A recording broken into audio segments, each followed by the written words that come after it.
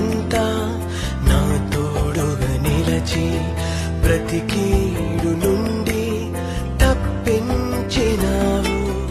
యవ్వన కాలమున నీ త్రోవ తొలగిన మన్నించి నాతోనే కొనసాగినావు. ఎన్నో శ్రమలు ఆపదలన్నిటిలో నన్ను ధైర్యపరచి నన్ను ఆదుకున్నావు.